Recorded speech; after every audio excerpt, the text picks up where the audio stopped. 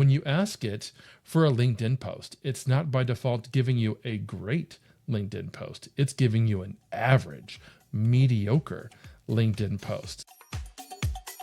Hey, and welcome back to the Social Media CX podcast. I'm your host, Brooke Sellas, CEO of B Squared Media, author of Conversations That Connect. And today we're getting into the question that everyone on at least my team keeps asking me, which is AI actually making social media better, or is it just making it faster? Because, as I'm sure you know, most brands are experimenting with AI content the most. I feel like that's the number one use case people are using with AI, right? Create more content, and especially on social. But very few of those people have figured out how to do it without losing their voice. We've been seeing all this AI slop out there. We can tell it's written by AI, or at least we think we can. So today's guest, Mike Allton, who is the chief storyteller at Agorapulse and spends his days telling the stories of marketers actually winning with this AI stuff. He's going to talk to us today about AI slop, content, and one of the tools that is in his arsenal right now, which is Archie, which is Agorapulse's AI-powered content creation studio that's currently in beta. And it's currently in beta. It's a beta-assa. It's currently in beta. We're going to get through this. So today we're going to talk about where AI can actually help your content and your social strategy, where it creates that risk or that AI slop, and why keeping a human in the loop is more important than ever, not less. Mike, welcome to the show. Thank you, Brooke. I could not agree more with everything you just said. Obviously, I love talking about AI. I'm using AI every single day, but I am decidedly on team human. I love the fact that we can use AI in smart ways, not necessarily ones that we rely on it all the time, and excited to talk about it with you. Yeah, so I want to start with your journey, because if you don't know Mike Allton, where have you been? No, I'm just kidding. But not everybody might not know you. Not everybody might not know Agorapulse. And you do a lot of different things with AI, including with Agorapulse. So can you just tell us a little bit about your story and how you got into content, social media, and AI as a career? Yeah, so I started with social media over 20 years ago because I'm old. What? And at the time, I was helping people build websites and I was helping them get online and I was writing about social media, and the whole website thing didn't work out. But writing about social media was fun for me and it worked out. So I was writing about social media for a long time. I met Emmerich Arnault, the founder of Agorapulse, in 2016 at Social Media Marketing World, and we became fast friends. I started using and advocating his tool, Agorapulse. And a couple of years later, he actually hired me. So I've been with Agorapulse since 2018, managing first influencers and then virtual events and then in-person events and then brand partnerships and all kinds of other partnerships. So the role has changed and evolved and morphed several times over the past few years. But like you said, right now, I'm really focused on telling stories, sharing how marketers, social media practitioners, agency owners, whomever, how they're using AI, how they're succeeding with social media. It's been a really fun adventure for me and really excited, in fact, to have you on the show soon. And this is going to be a great conversation. You do a lot of AI training as well. So it's not just like you know about AI through Agorapulse and through Archie. Like you actually do a lot of AI training as well as a consultant, correct? That's right. I'm a keynote speaker, so I'm going to marketing events, but I'm also doing a lot of in-person training for, strangely, like electrical contractors, mechanical contractors, independent insurance agents. It's kind of odd how those niches have formed, but yeah, I'm going in person and showing them how they can look at the actual work that they're doing and identify the aspects of their work that they probably weren't even technically hired to do. It's just something that has to be done to help fill their seat on the org chart, and how they can actually turn that role over to an AI employee and take as much as 70% of like non-revenue generating work off of their plate, focus their time on the stuff that they really need to be doing, like having conversations with real people that AI can't do for us, right? AI can copy and paste stuff into a CRM and file the paperwork. That's the kind of stuff I'm teaching them how to do. Love it. So you're working with a ton of brands. Between your work at Agorapulse, between the AI training that you're doing, you're working with a wide range of brands. So when you're talking to these teams about adopting AI for content, social media, content, social media, this kind of area, what's the first thing that you notice that starts to slip? Like, where does it go left a little bit? I think one of the biggest issues with these tools is it's so easy to ask a ChatGPT or a Claude to do something for you. And it will say, yeah, Brooke, I'm happy to do that for you. Here it is. And there's no context there. There's no strategy there. There's no deliberation there. You say, hey, Claude, write me a LinkedIn post. It does it immediately, within seconds. And it makes it so easy to produce that kind of content that we are lulled into this sense of, oh, it must be good, when in fact it's total rubbish, as you know. So that lack of context, that lack of strategic direction, and quite frankly, oversight. I've been telling people for a couple of years now that they should be treating AI like an employee. In fact, they could literally put it on the org chart. And there's lots of studies that have shown that this is a really great approach to AI. But one study that came out recently that I thought was just fascinating, this is published in the Harvard Business Review, showed that they had this group of managers. And on one hand, they gave managers a document with a bunch of errors. And they said, a human wrote this, check it out. And then on the other hand, same document with a bunch of errors to managers, they said, AI wrote this, check it out. The managers who looked at the AI document, framed, it wasn't really, but they were told this was an AI employee who did this, found 18% fewer errors. They were more trusting of the AI generated content. And that's really the issue, I think, with AI overall as a tool, is that if we aren't taking the responsibility to review what comes out, then we're signing ourselves off on whatever errors come out. So I'm telling people now, yes, you need to put AI on the org chart, but it has to report to somebody, like everybody else in the organization. Yeah. And so let's just get right into the nitty gritty of it. All these teams are adopting AI to move so much faster, and especially with content, right? Content's kind of becoming a commodity now.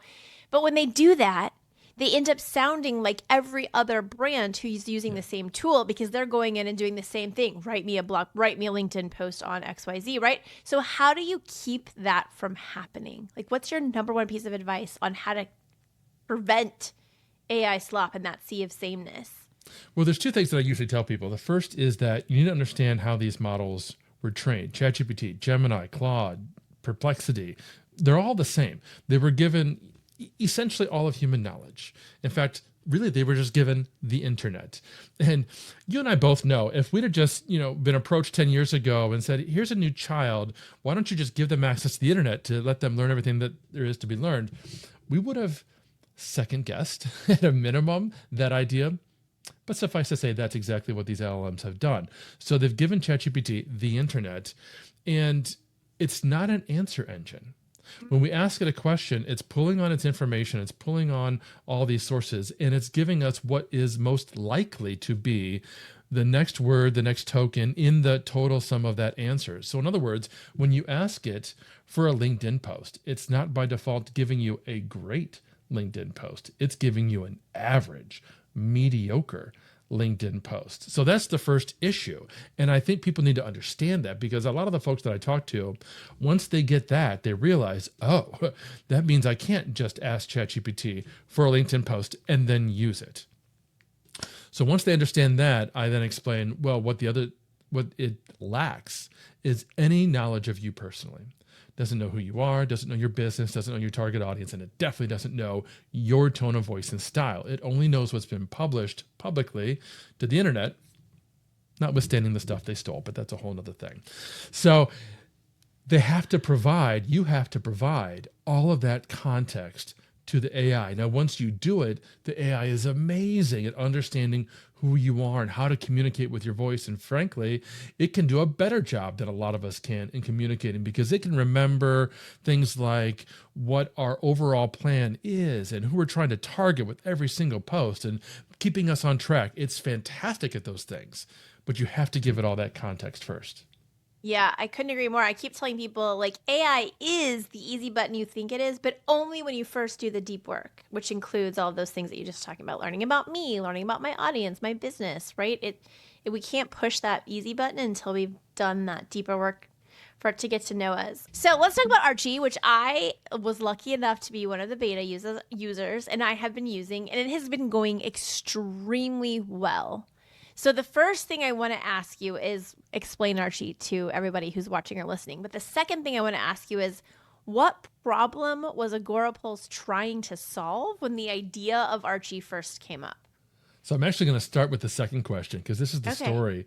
So our founder, CEO Emmerich, has been working on writing a book. It just came out about a week or two before we're recording this. It's called The Chief Accountability Officer. It's the sum and total of everything he's learned as a CEO who has spent every moment of his free time, because he doesn't have a life, studying this and reading and working and polishing and improving and having really good, tough conversations. So he's got all this information. And you go back 6 to 8 months, he wanted to start talking about these topics on LinkedIn, on social media, and he was on flights and he was spending time, and he had chapters of content that he'd already written, and he's handing those chapters of work off to ChatGPT, and he's massaging the posts with ChatGPT, and then he's coming over to our tool, Agorapulse, to try to schedule it out. And it was taking him hours to get through this process, not just for one post, right? But he wanted to create like weeks or months worth of content. It was taking him hours to distill this down and turn it into social media content, and then create the posts and create the graphics and queue it up and so on. And he's like, this gotta be a better way to do this. And so he and the team started working first on Lovable and then bringing it into our own code, a solution where you could train the AI on everything we talked about a moment ago. Who are you? Who do you serve? What do you do for them? What are those CTAs? What do those look like? How do you actually help these people? And most importantly, then, how do you communicate who you are? What is your style and tone of voice? Do you use lots of emojis? Are you very expletive and use lots of exclamation points? Or are you very calm and professional and by the book? Whatever that style is, whatever that approach is, we wanted to be able to capture that, because one of the issues that I kind of glossed over a moment ago, as important as it is to be able to teach the AI how you communicate, probably most of us could not accurately describe how we communicate. We don't have the vocabulary. We've never gone through any kind of training or education on how do we describe somebody's tone of voice. The cool thing is AI can do it for you. AI knows how to describe your tone of voice. AI just needs samples of your writing. The more, the better. So we ended up creating Archie, designed to do exactly that. You train Archie by giving it your website and giving it access to your social profiles, which if you're a Agorapulse user, it already has access to all that. And then you tell it, okay, Archie, I want to repurpose this. And this is the really important part. Whatever this is, it's something you've already written. It's something that you've already conveyed your thoughts and opinions. Maybe it's a published blog post or video. Maybe it's just a meeting or a conversation or a transcript. But the point is, it's something that already exists that shares your unique point of view and your knowledge, that then Archie isn't making up anything. It's not creating AI slop. It's taking what you've already said and repurposing it specifically for social media, using your tone of voice, understanding who you're trying to reach with this content. And then we, of course, layer onto it, because we're Agorapulse, a social media management company, what the best practices today are for social media. So it's not going to write a LinkedIn post for you that's one paragraph, and it's not going to write a post for Instagram that's 4,000 characters long, because neither one of those would work. It understands what to create for those platforms, and it helps you along the way. Yes. So I know, especially for repurposing, like I swear every conversation, training, consulting, teaching that I do, even if it's on AI, which we were just talking about the one I did last week in Mexico, but repurposing always comes up, because I feel like this is such an area where it's a heavy lift for a lot of small business owners to understand just to create content, number one, which is why they run to AI, but number two, understanding which content worked best so that they can repurpose that content. So I'm wondering if you would be willing to give us a little look-see on the back end of Archie so that we can see how you're genuinely, like for real, saving time inside of the tool. So this is the Archie start, if you're having a conversation, now the very first time that you go into Archie, what you would actually see is this window, because Archie is not going to create anything for you until you've actually created your very first playbook. We let you set up as many playbooks as you want. That's simply how we've described how Archie knows about you. You give it your website, you give it your social profile, or a brand document if you've got one, or a book if you've already written a book, and it does all that for you. Yeah, okay. Entire book, right? So this is the Yeah. chat. You've got different playbooks here. So if you can have multiple playbooks for yourself, you can have playbooks for clients. So those of you who are managing social media on behalf of clients, you can have that here too. But what you'll see here is Archie wants to start with something that you've already done. You can give it a file, a PDF, audio file, video file, whatever you want to do. You could give it a long form video and take some clips out of it, or you can even use your top performing posts. So you can click on that and say, I want to look at my LinkedIn and I want to show my top 20 posts. And by default, it's looking at the last 3 months and it's sorting by engagement, but you can sort by whatever metric you want on LinkedIn. If I want to see comments, if I want to see, engagement is going to include reactions, right? But you could break that down. Only reactions, only shares, only comments, or if there was a link, clicks, reach, views, whatever you want to do. Maybe you want to look at the past year. And you can see, one of my top posts was this selfie I took with Chewbacca in Galaxy's Edge. Now that was kind of a fun post, but let's suppose there was a business lesson in there that I wanted to reshare in some way. I can say, I want to send that back to my LinkedIn, but you know what? I also want to send it to my AI hat LinkedIn, and I like a couple personal posts and a couple brand posts, and I can say generate drafts. And now it's looking at that original post, that original content. It's looking again at my playbook, which looked at my website. Who am I trying to reach? Who am I targeting with my content? And of course, my tone of voice, my style. Do I use lots of emojis? Am I, like I said, very, very expressive or emotional or not? And then it's going to come with now 4 drafts total, 2 for each of the accounts that I chose. Those are going to show up here any moment now. And once those show up, I have an opportunity then to edit them. Obviously, I want to review them. These are not going to automatically publish to my accounts. There's at least 3 clicks before it would actually go to any account, which means I have to be really, really sure that this is I want. I had to see them. I had to click to go to the scheduler. I had to actually pick a date and time for them to be published and then click on schedule. This isn't going to automatically take anything from your website and push it out to social media. I know some of the people watching this are disappointed by what I just said. Some of you want it to automatically post to social, but no. It's worth taking 30 seconds. This is why AI slop exists. Yes. It's worth taking 30 seconds to just read this. That's all it takes, just a moment. Now you can see I can generate an image or I can upload an image. Automatically has a first comment ready to go for LinkedIn. Now these are going to be based on whatever CTAs it pulled from my website and put it in my playbook. I can edit them. I can delete it, whatever I want. I always like that it has some reactions here. It's very affirmational. Yeah, Mike, this is going to get at least 24 reactions. Love it. And notice how it has the ... more, which is what you would see on LinkedIn.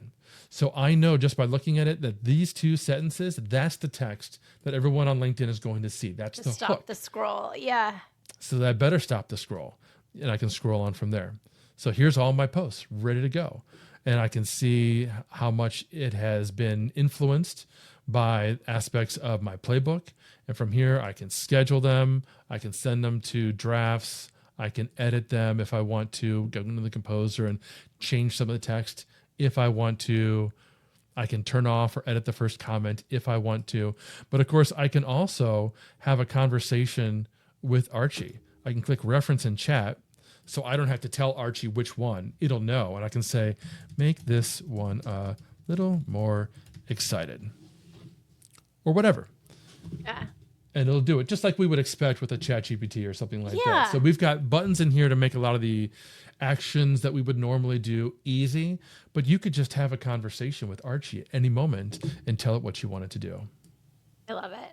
I love it. And I love that you're saying like it has all of these chances for you to keep the human in the loop, right? There's like 3 different clicks you have to go through before you hit publish, because the whole point is we don't just want to copy and paste because that's where now this is so much better than AI slop, because most people are just going to like any large language model and putting in a basic prompt like, I'm Mike Allton, I work for Agorapulse, write me a blog post about Archie, and that's literally the same thing everybody else is doing, but instead now it has stuff about you, all of that personal tone, voice, experience, and it's giving you more of you, but you still want to zhuzh, as I say, or edit. Like I never like let it go out there as a final answer. I just don't. That's right. And because it's in Agorapulse, you can, publish it to your social profiles, but you can also assign it to somebody else. So if you've got a team, you can assign it to other team members for them to review before it actually goes out. Yeah, I love it.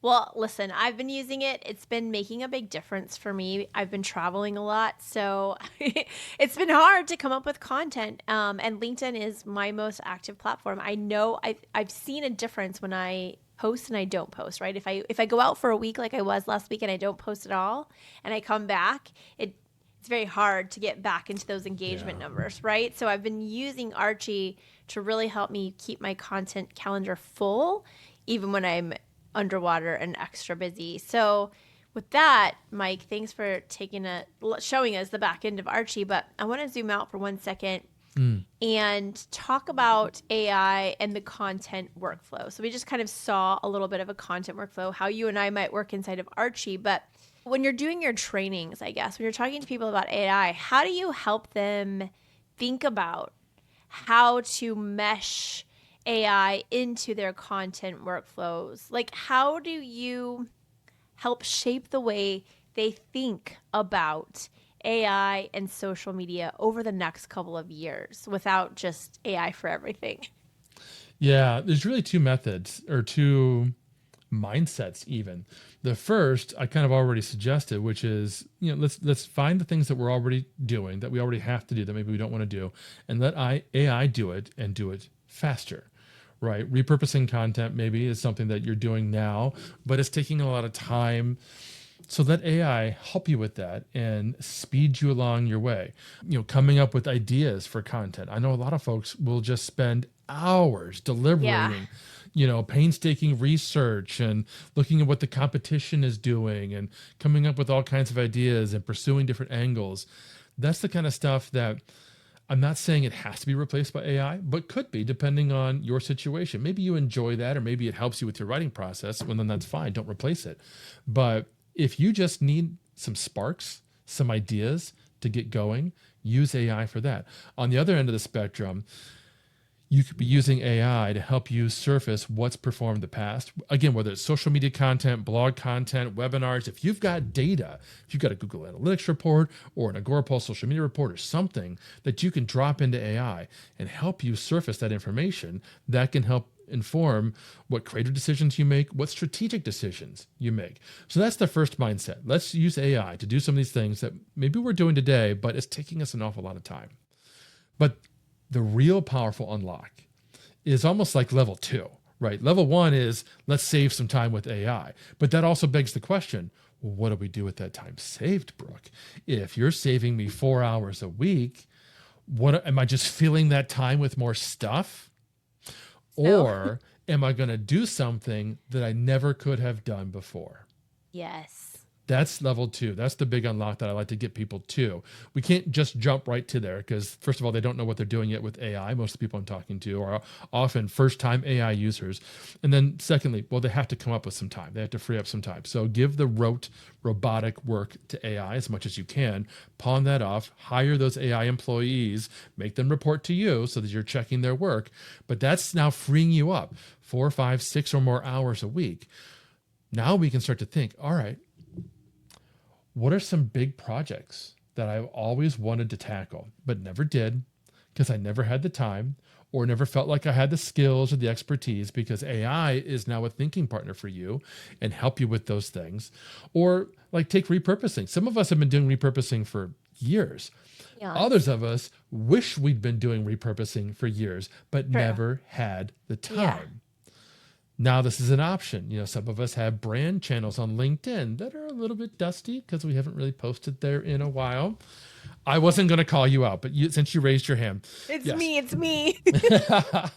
Those are examples of things that we can do now as a result of, not only saving time with AI, but now we can bring AI into those larger conversations.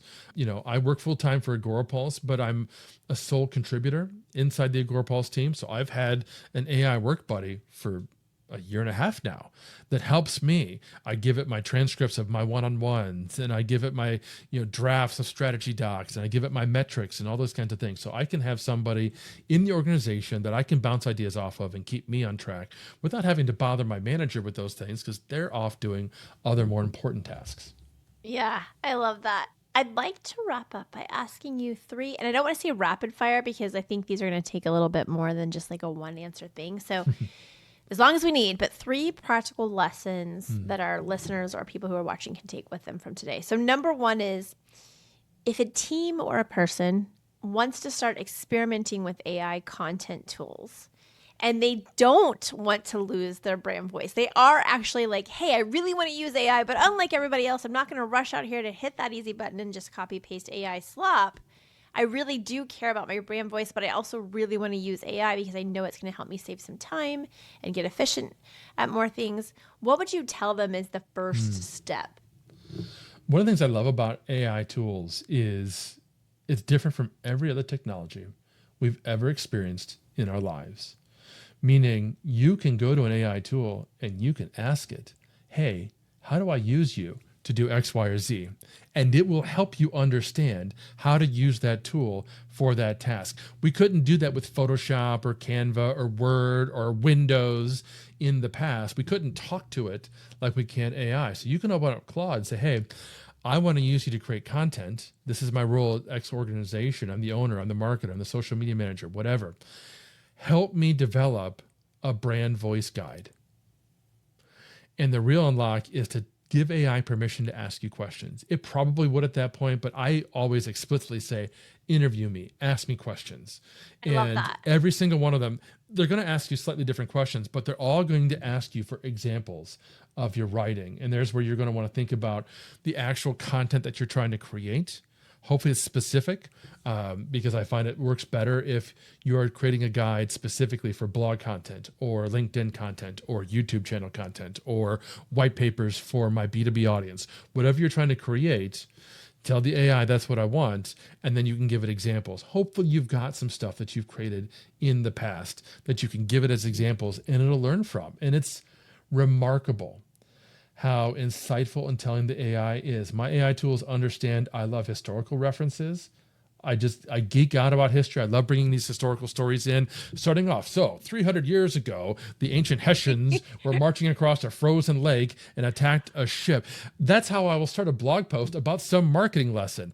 Nobody cares but me, but that's me. That's the thing that I like to bring to the table. But so AI is not being like that. in today's AI world, Right. like everyone else is starting out sentence and their blog sounds. Yours sounds different because you've done the deep work, because you've made it create that style guide, which includes your tone and voice, y'all, as Mike was talking about earlier. So I love that advice. Like if you don't have a style guide, use AI, create a style guide before you go. This is the deep work I'm talking about. Like I say, like build a style guide, build a sales playbook, build an ICP, ideal customer profile, worksheet, build all those things before you go create content with AI, because now you're going to just get better and better. It's going to sound like more like you. You're going to get further away from AI slop. So I love that.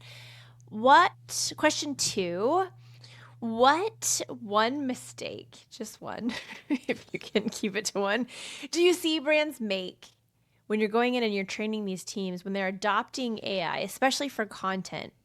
What do you see the mistake? What is the top mistake? Like they're quick to jump in and use it, and they're constantly doing X. I think probably the thing that happens the most, and this isn't really a mistake per se, kind of it is, it's a misunderstanding or a misexpectation of what AI can and cannot do today, because it's, number one, very new technology. Like I said, a lot of people I'm talking to, this is their first time cracking open ChatGPT. So they only know what they've heard from their spouse or peers, right? So they often don't understand why it can seem so intelligent and yet at the same time be so dumb. So dumb. Right? So dumb. So dumb. How come it can't get into my email, or how come it can't see my Oh, files? These kinds it's of not an agent. capacity Yeah. questions, which is part of the issue. The Yes. other part of the issue is AI is so confident all the time, even in things that it shouldn't be confident in. And like I said at the outset, these systems were trained on the internet, but they were trained in the past. The models that you're using right now were trained a minimum 6 months ago, because they spend all this time teaching them, giving them all this information, and then they spend months testing. They do this red team testing where they try to literally break the models and see what needs to be fixed and adjusted and tweaked before they're released to the general public. So anything it knows about itself is probably very dated. So a lot of times when we ask the AI to help us do these things for itself, if it's technical, it might get tripped up. It might think that it can do some things that it can't. And that also can be frustrating and confusing for users. Oh, yeah, for sure. Last question. Let's flip it a little bit. What habit do you think everyone who's watching or listening and they're about to adopt AI for content or for social, right? We could say content, we could say social. But what habit do you think that person or those people need to get into before their AI adoption goes any deeper or further? My number one recommendation is to give your AI tool permission to challenge your assumptions. You can phrase it however you want. These aren't programming or magic words, but you have to unlock the ability for the AI to push back on anything that you might have said or assumed in your prompts and commands. The other thing I always do is give it permission to ask questions. But that first one is incredibly powerful, because what that unlocks for the AI is all of a sudden now Gemini doesn't have to be a yes man to every single thing that you say. It doesn't have to agree that your ideas are the best ever, Brooke, because they're amazing. It will tell you when your ideas are absolute rubbish. And it's called me on some ideas. There was once where I've been doing email marketing for 2 decades. I had a list approaching 50,000 subscribers. This was about a year ago. And it sounds great, but more than half of them weren't opening my emails anymore. So it wasn't so great. And I knew inherently that I needed to scrub this list, but I'd never actually done it before. So I wasn't 100% sure the best way to go about it. I didn't want to just delete half the list, because that felt like it'd be very painful. So I went to my AI. I have an AI chief of staff who already knows my business and all this kind of stuff. He's been trained on everything. And I said, Clue, that's his name, here's my situation. I want to do this. I want to clean this list. And I thought, before I start deleting numbers, what if I send them an email, the people who haven't been opening my emails in like 6 to 12 months, and say, hey, I've got a $47 course on AI. What if I gave it to them for $1? Would that get them to open the email and maybe, renew their interest in me and maybe make a few bucks on the way? Yeah. Clue said to me, Mike, have you thought about how that devalues your work? Oh, is right. Clue knows what's up, right? See? Because, as your friend, I would it. have said the same thing. Like, I love you, and I understand, like, re-engagement campaigns are everything. We want to engage and save these people, but, like, $1? Right? And then they're going to spend that dollar, and what's to say they're not going to take that course for $1 and then go quiet again until you have your next dollar thing? Yeah, I get it. Yeah. Clue was 100% right. So we did a normal re-engagement campaign. We deleted half the list, right? And now I've got 25,000 subscribers, and I'm hitting 55% open rates, and life is beautiful. And I didn't devalue my course, except I keep telling that story. So that's probably not helping. You're going to have to come up with a $1 course here pretty soon. I know. But the point is, it does this to me every day. Every day, if I'm, whether it's an idea that I thought was great and isn't, tells me, but more importantly, it identifies any weaknesses in any aspect of my thinking, my questions, my ideas, no matter how silly or small they are. It's a true thinking partner as a result. I love that. So y'all, listen to this, write it down. I'm going to say it one more time. Challenge your AI to ask you questions, or to challenge you. I say to mine, right? Because she thinks she's my bestie. Like, you're my bestie. Besties are supposed to tell the truth even when it hurts. So if you see me doing something that you think degrades my business or won't work or is a waste of time and energy, you have to tell me. So similar thing to what Mike said to his. And now They kind of tell you when you're being a little cray. Like, don't sell your soul for $1, Mike. Don't do it. No. Well, thank you for sharing your experience, your insights, that story about the dollar. Because I was like, oh, what a great idea. But look, this is Nope. great when you're using AI with a little more guardrails, not just as a blanket tool. And the way that Mike's been describing, you can get some of that pushback so that you don't devalue your list or yourself or your business. So for Yeah, Mike, because for if people, you'd have just straight up went to ChatGPT without any kind of guardrails, oh, it would have written for me the 5 email sequence to sell that 1,000. course with $1 a piece. 1,000%. Would And you just would have been ran like, with it. look, it's did it all for me in 2 seconds. I'm going to do this. And then you might not have gotten anything out of it except for maybe somebody who just wanted to use you for $1. You're worth at least $5. Thank you. For listeners who want to connect with you, follow your AI training, your work at Agorapulse, all those things, where's the best place for those people to find you? Yeah, so go to agorapulse.com or archie.app to learn all about Archie. And you can find me on LinkedIn, Mike Allton with Allton. Happy to connect, answer questions, be as helpful as I can. I will make sure we include all those links also in the show notes. So wherever you're watching or listening to this, if you just go down to the transcript, you'll see those hot links so you can go follow Mike. I encourage you to do so. He puts out really amazing content on LinkedIn. And obviously, I love and use Agorapulse's Archie, and I think you should too, especially when you're busy like me, or the repurposing thing. Man, oh man, y'all have been asking me. I've been in social media for 100 years. Y'all have been asking me that for 99. So just go use it for the repurposing alone. It is still currently in beta though, right, Mike? Or is it out of beta? Yeah, so you can sign up for the wait list, but we're gradually letting people into the wait list. And by September, it'll be open to the general public. So yeah, sign up for the wait list. We'll let you in soon and you'll love it. Okay, perfect. I'll put that, again, the waitlist is just the archie.app, but I'll put all of those links in the show notes. Mike, thank you again for joining us. It's always a pleasure to talk to you. Thank and you. I know we'll continue these AI conversations. If AI is becoming part of how your team creates and delivers content, that same shift touches how you show up in customer care. The State of Social Care report explores what responsible AI implementation actually looks like, including governance, trust signals, and operational discipline. You'll find the link to that as well in the show notes, along with Archie's information and Mike's information. And as I always say, if this show is helping you think differently about social media, how to create content with AI on social media, customer experience on social media, please rate and review us wherever you are, wherever you're tuning in. It helps us bring on more thoughtful guests like Mike and grows our community with intention. Until next time, think conversation, not campaign.